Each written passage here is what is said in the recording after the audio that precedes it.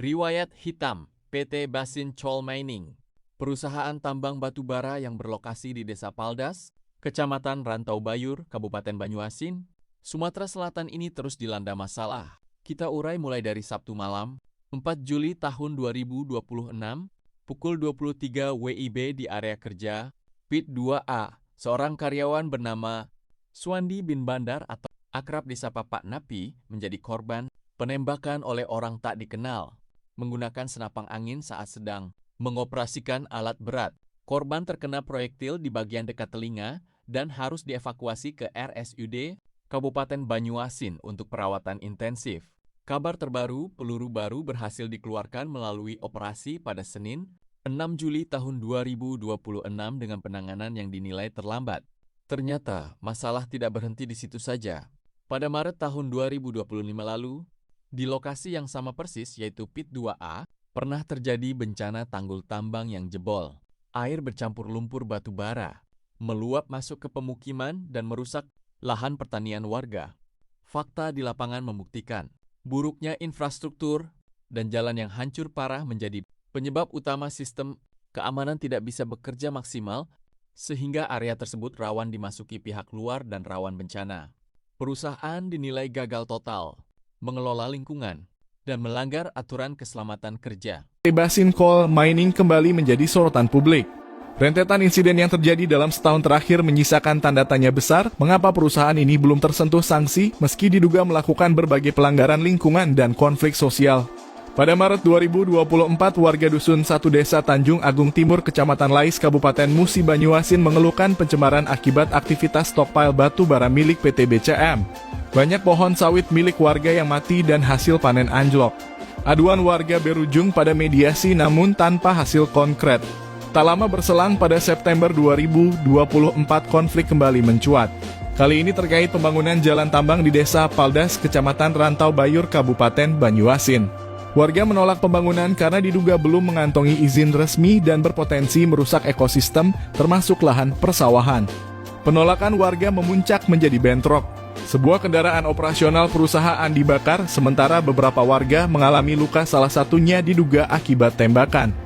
Bupati Banyuasin saat itu Askolani menyatakan bahwa perusahaan tidak pernah berkoordinasi dengan pemerintah daerah, ironisnya pembangunan tetap dilanjutkan. Pada Maret 2025, insiden besar kembali terjadi. Tanggul di areal tambang PIT 2A jebol, menyebabkan luapan air Sungai Batang Hari masuk ke area tambang dan membentuk danau raksasa di lokasi bekas galian. Meski rangkaian peristiwa tersebut jelas menunjukkan potensi pelanggaran serius, tidak ada sanksi yang dijatuhkan oleh pemerintah pusat. Kementerian Lingkungan Hidup dan Kehutanan maupun Kementerian Energi dan Sumber Daya Mineral belum mengambil langkah hukum atau administratif terhadap perusahaan. Kami sudah melakukan investigasi dan melaporkan hasilnya ke kementerian terkait. Namun untuk sanksi itu bukan wewenang kami, ujar Kepala DLH Banyuasin Zazili pada Rabu 8 Mei. Bupati Askolani menambahkan bahwa saat ini pihaknya masih menunggu langkah dari inspektur tambang. Direktur Suara Informasi Rakyat Sriwijaya Rahmat Sandi menilai situasi ini sebagai bentuk pembiaran negara terhadap perusahaan yang berulang kali melanggar aturan dan merugikan masyarakat. PT BCM sudah berkali-kali menjadi sorotan tapi tetap beroperasi seolah kebal hukum. Ini bukan kelalaian biasa tapi ada indikasi kuat pelindungan dari kekuatan besar di baliknya, tegas Rahmat. Ia menyebutkan insiden pencemaran, bentrokan hingga jebolnya tanggul tak pernah diiringi sanksi, membuat publik wajar curiga.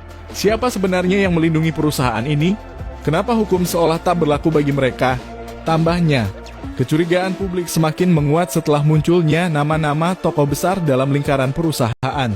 Dalam acara syukuran perusahaan pada Agustus 2024, hadir sejumlah purnawirawan jenderal seperti Jenderal TNI Purnawirawan AM Hendro Priyono, mantan Kepala BIN, Letjen TNI Purnawirawan Dodik Wijanarko, Maijen TNI Purnawirawan YB Wirawan, Maijen TNI Purnawirawan Muhyen Effendi, Maijen TNI Purnawirawan Suparman sampai Marsda TNI Purnawirawan Sarjono. Dokumen yang diperoleh redaksi juga menyebut beberapa pemegang saham perusahaan di masa awal pendirian atau operasional. Dalam surat yang ditandatangani Bupati Banyuasin Amiruddin Inoed itu terdapat rincian kepemilikan saham yakni antara lain AM Hendro Priyono 300 juta rupiah, Roch Muljati Gunadi 250 juta rupiah, Sri Utami Gayatri 250 juta rupiah, Yan Anton Ferdian 100 juta rupiah, dan Dr. Anda Hajah Ranti 100 juta rupiah. Deputi Koordinator Masyarakat Anti Korupsi Indonesia Sumsel Ferry Kurniawan menilai kehadiran tokoh-tokoh elite dalam lingkaran PT BCM menunjukkan potensi kuat adanya kolusi antara pebisnis dan penguasa. Kalau sudah menyangkut tokoh-tokoh sekelas jenderal dan mantan pejabat, wajar jika publik menilai ada perlindungan khusus. Ini menciptakan ketimpangan dalam penegakan hukum, ujar Ferry. Ia mendesak KPK turun tangan mengusut potensi konflik kepentingan dan aliran dana yang mencurigakan. Penelusuran transaksi keuangan harus dibuka ke publik, KPK tak boleh diam. Ini soal penyalahgunaan kekuasaan yang berdampak luas bagi rakyat dan lingkungan, tegasnya.